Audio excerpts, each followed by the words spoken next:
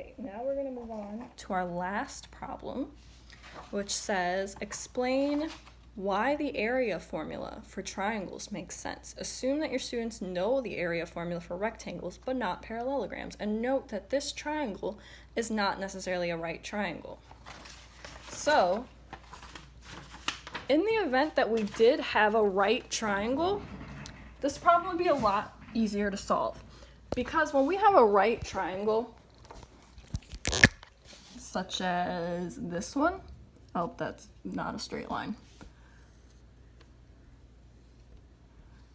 Say this is a right triangle. We can just duplicate that triangle, and boom, we have a rectangle now. Easy peasy, because this is a right triangle. So when we duplicate, or actually that would be the right angle. So when we duplicate our triangle, we're making two triangles, 1, 2, to make a rectangle. Then we can solve this with length, just kidding, length and width, right? And we can use that formula, length times width equals area of a rectangle, and we can get that area, right? And since we multiplied or duplicated this triangle into two triangles, we have to divide our final answer. This area has to be divided by 2. Because only half of this area actually exists. Only this half actually exists. This is imaginary. We just duplicated that to make it easier. So we will divide by 2 or multiply by half. So that's where we get this formula from, this half times length times width, or base times height of a triangle times half will give us the area of the triangle.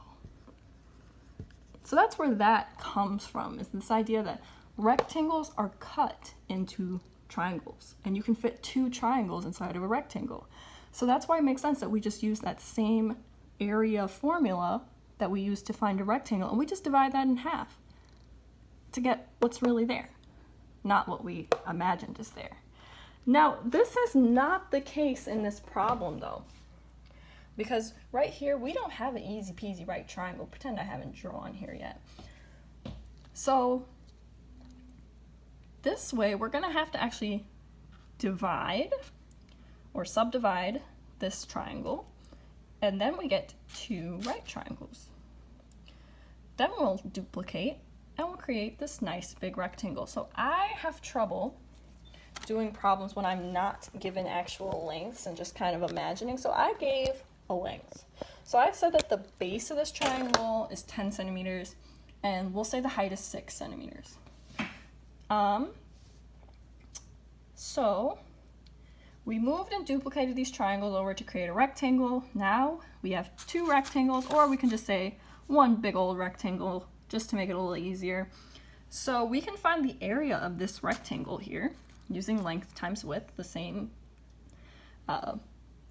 area that our students already know and are familiar with, because the base and the height of both triangles is the same, because they both share this base of 10 centimeters and they both share this height of 6 centimeters. They have different hypotenuse lengths, but they share a base and a height. So that's why this works. And that's why we can duplicate, make a rectangle, and solve this problem. So let's use imaginary numbers. Like I said, I chose 10 centimeters and 6 centimeters. And the area of the whole rectangle is going to be 60 centimeters squared.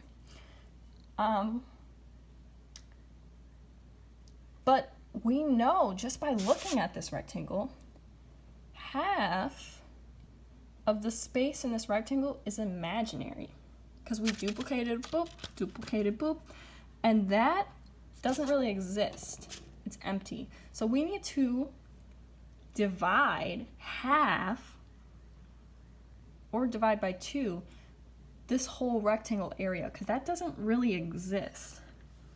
So we divide this in half because 2 out of the 4 triangles we have don't really exist, and the area of this triangle would then be 30 centimeters squared, because we got rid of this guy, got rid of this guy. We know that all of these 4 guys together is 60 centimeters squared.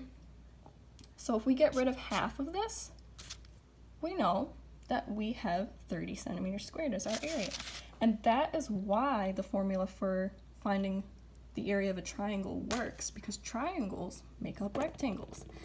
They're half of a rectangle, and that's why we use that same formula, and we just find half of that.